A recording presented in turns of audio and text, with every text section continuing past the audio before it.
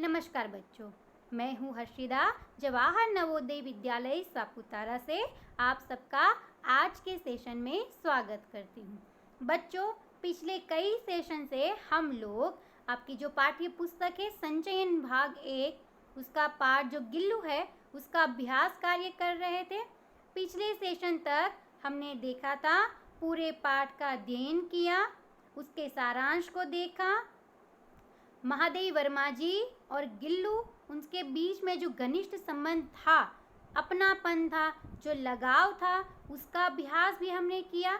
उनके बीच के संबंध को हमने अच्छे से जाना। गिल्लू उनके जीवन में किस प्रकार से आया, उसकी भूमिका कैसी रही, महादेवी वर्मा जी ने उसका ध्यान कैसे रखा, और गिल्लू की जब मृत्यु होती है उसके बाद महादेवी वर्मा जी की जो स्थिति होती है, उनकी जो मनोस्थिति होती है, उसको भी हमने ठीक से जाना। उसमें आने वाले कठिन शब्दार्थ का भी अध्ययन हमने ठीक से किया, है ना। और मैंने आपको पिछले सेशन में कहा था कि जब हम आगे मिलेंगे तो हम उससे संबंधित जुड़े हुए प्रश्नों का अभ्यास करेंगे। तो बच्चों, आज सेशन में हम लोग इस पाठ से जुड़े हुए प्रश्नों का अभ्यास कार्य करेंगे। मैं हर एक प्रश्न को 2 बार दोहराऊंगी।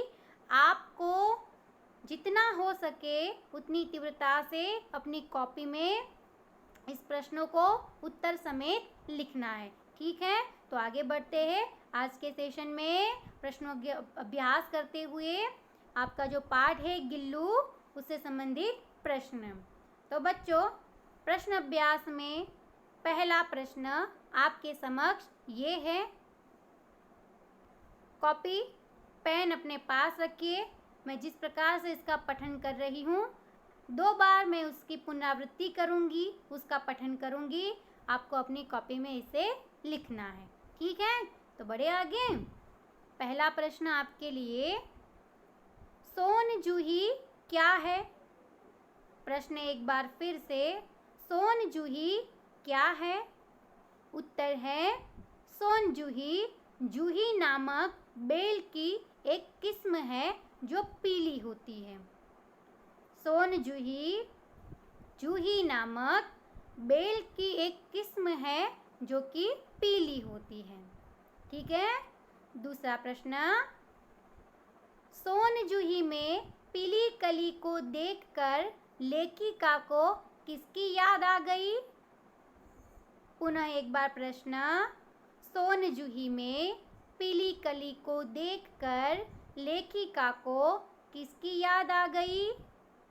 उत्तर है, सोन जूही में लगी पीली कली को देख लेखिका को अनायास ही गिलहरी के बच्चे गिल्लू की याद आ गई, जो लता की सघन हरितिमा में से अचानक ही लेखिका के कंधे पर कूदकर उन्हें चौंका देता था, है ना।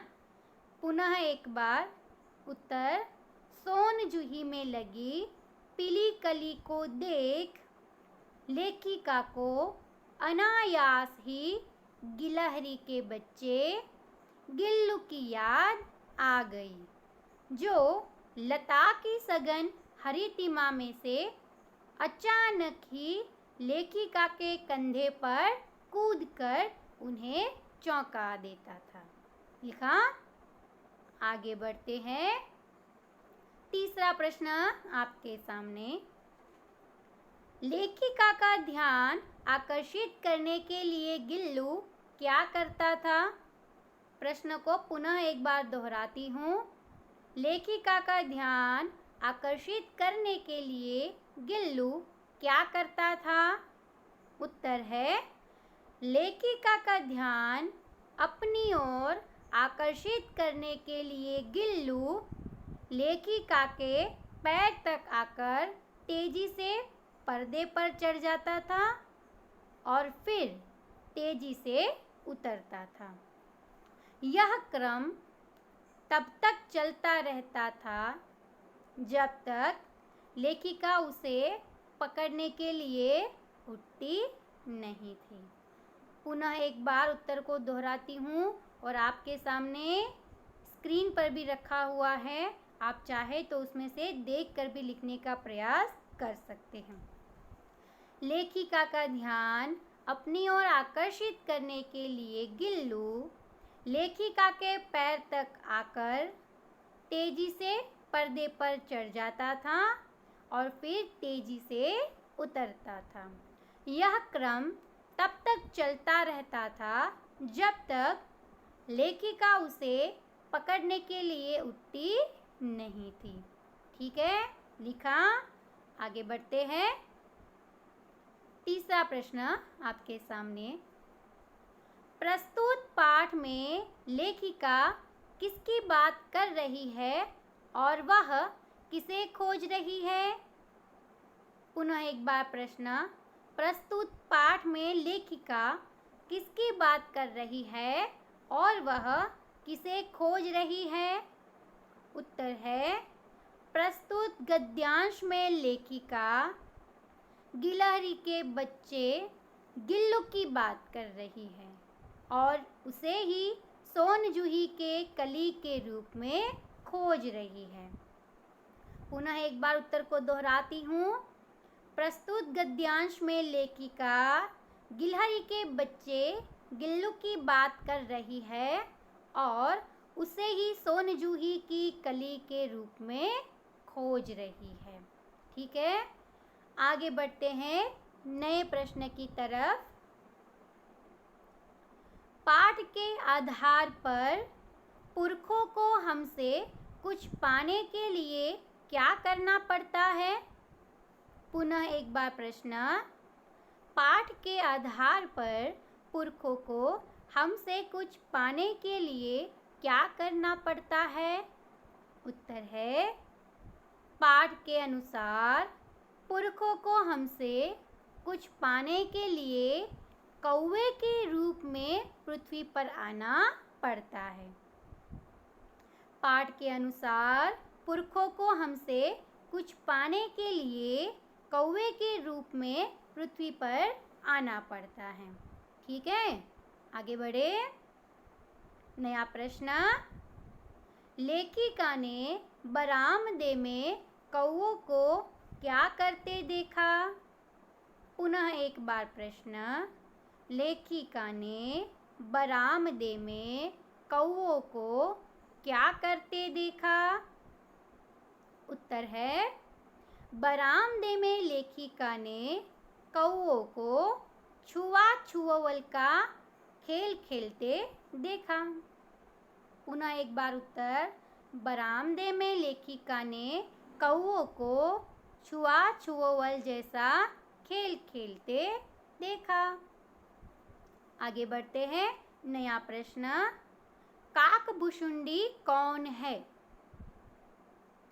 काकभुशुंडी कौन है? उत्तर है, पाठ में काकभुशुंडी का अर्थ कौवे से है। किससे है? कौवे से है। किसे काकभुशुंडी कहा गया है? कौवे को।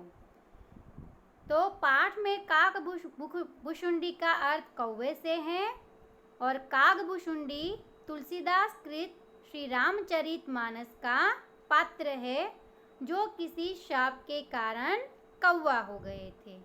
उन्होंने गरुड़ को श्री राम की कथा सुनाई थी। पाठ में काकभुशुंडी का अर्थ कौवे से है। काकभुशुंडी तुलसीदास कृत श्री रामचरितमानस का पात्र है जो किसी शाप के कारण कौवा हो गए थे। उन्होंने गरुड़ को श्री राम की कथा सुनाई थी, है ना। लिखा। आगे बढ़ते हैं नए प्रश्न की तरफ। कौवा समादरित कैसे होता है? कौवा समादरित कैसे होता है? उत्तर है, पितृ पक्ष में हम अपने पितरों की तृप्ति के लिए जब कौवों को भोजन कराते हैं तो उन्हें अत्यधिक श्रद्धा और सम्मान की दृष्टि से देखते हैं। इस प्रकार कौवा समादरित होता है। पुनः एक बार उत्तर को दोहराती हूँ। पितृ पक्ष में हम अपने पितरों की तृप्ति के लिए जब कौवों को भोजन कराते हैं तो उन्हें अत्यधिक श्रद्धा और सम्मान की दृष्टि से देखते हैं। इस प्रकार कौवा समादरित होता है। ठीक है, तो यहाँ तक हमने प्रश्नों को देखा। आगे बढ़ते हैं। लिखा आपने? कोशिश कीजिए लिखने की। आपके सामने स्क्रीन पर भी उपलब्ध है, तो देखकर भी जितना हो पाए आप लिखने का प्रयास कीजिए। आगे बढ़ते हैं नए प्रश्नों की ओर।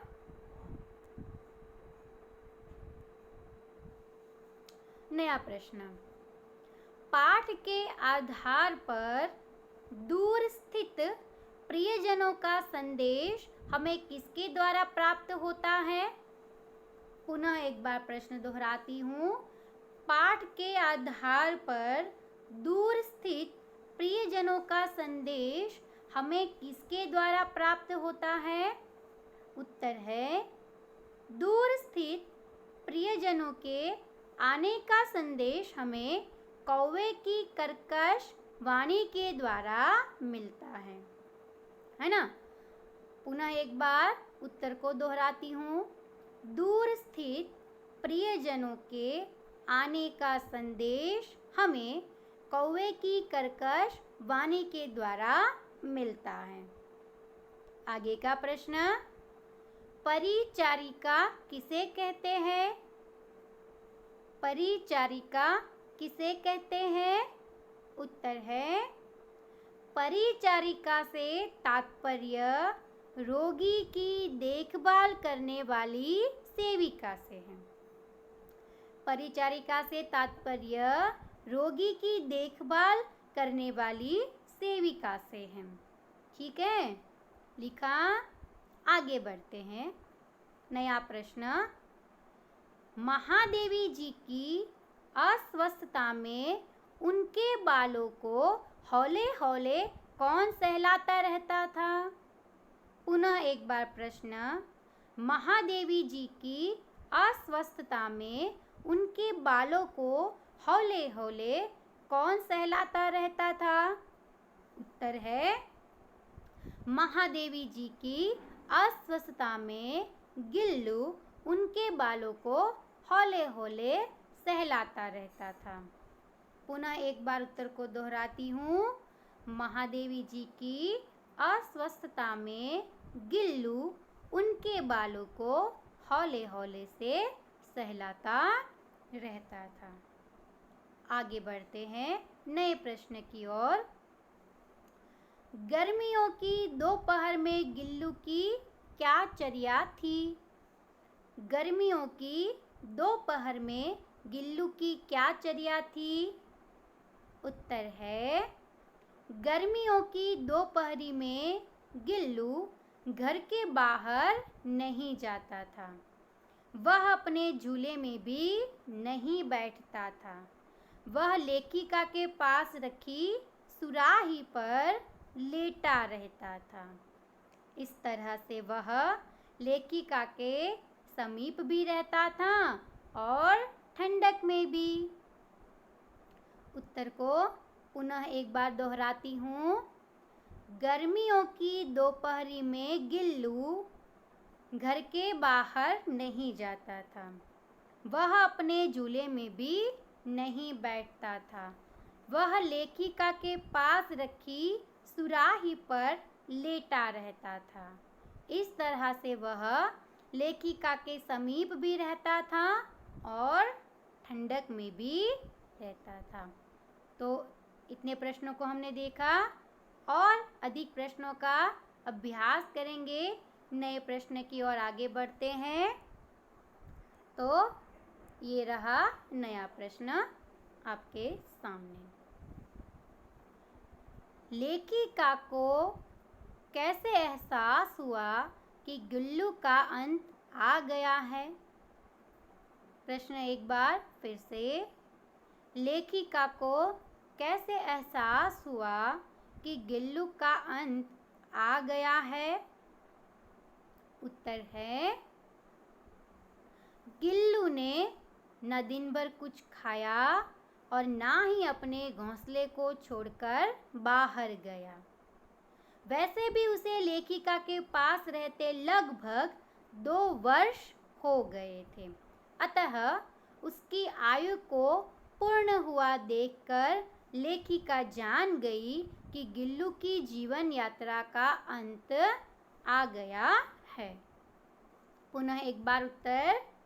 गिल्लू ने ना दिन भर कुछ खाया और ना ही अपने घोंसले को छोड़कर बाहर गया। वैसे भी उसे लेखिका के पास रहते हुए लगभग 2 वर्ष हो गए थे, अतः उसकी आयु को पूर्ण हुआ देखकर लेखिका जान गई कि गिल्लू की जीवन यात्रा का अंत आ गया है। तो इस प्रकार से गिल्लू की मृत्यु नज़दीक आ गई, उसका अंतिम समय आ गया, ये लेखिका को अनुमान हो गया। आगे बढ़ते हैं नए प्रश्न की ओर। पाठ के आधार पर बताइए कि गिल्लू को लेखिका के पास रहते हुए कितना समय हो गया था। पुनः एक बार प्रश्न। पाठ के आधार पर बताइए कि गिल्लू को लेखिका के पास रहते हुए कितना समय हो गया था। उत्तर है गिल्लू को लेखिका के पास रहते लगभग 2 वर्ष का समय हो गया था, क्योंकि लेखिका को गिल्लू नवजात शिशु के रूप में घायल अवस्था में प्राप्त हुआ था और गिलहरियों का जीवन काल 2 वर्षों से अधिक नहीं होता। गिल्लू अब मरणासन अवस्था में है, अतः स्पष्ट है कि गिल्लू को लेखिका के पास रहते 2 वर्ष बीत गए थे, है ना। उत्तर फिर से एक बार दोहराती हूँ, ध्यान से उसे सुनिए। गिल्लू को लेखिका के पास रहते लगभग 2 वर्ष का समय हो गया था, क्योंकि लेखिका को गिल्लू नवजात शिशु के रूप में घायल अवस्था में प्राप्त हुआ था और गिलहरियों का जीवन काल 2 वर्षों से अधिक नहीं होता। गिल्लू अब मरणासन अवस्था में है, अतः स्पष्ट है कि गिल्लू को लेखिका के पास रहते 2 वर्ष बीत गए। तो इस प्रकार से हम बता सकते हैं पाठ के आधार पर कि गिल्लू को लेखिका के पास रहते हुए 2 वर्ष के करीब करीब समय हो गया था। आगे का प्रश्न। अंत समय में झूले से उतरकर उंगली पकड़कर हाथ से चिपक जाना गिल्लू की किस भावना को प्रदर्शित करता है। पुनः एक बार प्रश्न को दोहराती हूँ। अंत समय में झूले से उतरकर उंगली पकड़कर हाथ से चिपक जाना गिल्लू की किस भावना को प्रदर्शित करता है। उत्तर है गिल्लू का अपने अंत समय में लेखिका की उंगली पकड़कर उसके हाथ से चिपक जाना यह प्रदर्शित करता है कि गिल्लू को लेखिका से अत्यधिक प्रेम है। पुनः एक बार उत्तर को दोहराती हूँ। गिल्लू का अपने अंत समय में लेखिका की उंगली पकड़कर उसके हाथ से चिपक जाना यह प्रदर्शित करता है कि गिल्लू को लेखिका से अत्यधिक प्रेम है। तो बच्चों, आज के सेशन में हमने गिल्लू पाठ से जुड़े हुए कई सारे प्रश्नों का अभ्यास किया, उसके उत्तर सहित हमने उसका अध्ययन कार्य किया और आपने अपनी कॉपी में लिखने का उसका प्रयास भी किया। जहाँ तक हो आपने उसे लिखने की कोशिश की होगी, आशा रखती हूँ। आगे के सेशन में जब हम मिलेंगे तो और नए प्रश्न उत्तर समेत हम देखेंगे। प्रश्न और उसके उत्तरों का अभ्यास हम करेंगे। आज के सेशन को हम यहाँ पर समाप्त करते हैं। जितने प्रश्न मैंने आपको यहाँ पर सिखाए उनके उत्तर मैंने बताए वो अपनी कॉपी में लिखिए। लिखने के बाद मुझे मेरे पर्सनल नंबर पर उसे सेंड कीजिए गृह कार्य के रूप में, और मौखिक रूप से भी इसे तैयार करने की कोशिश कीजिए। तो आज के लिए बस इतना ही। नए सेशन में हम पुनः मिलेंगे, पुनः हमारी भेंट होगी। तब तक के लिए आप सभी लोग अपने घरों में स्वस्थ, सलामत और सुरक्षित रहिए। धन्यवाद।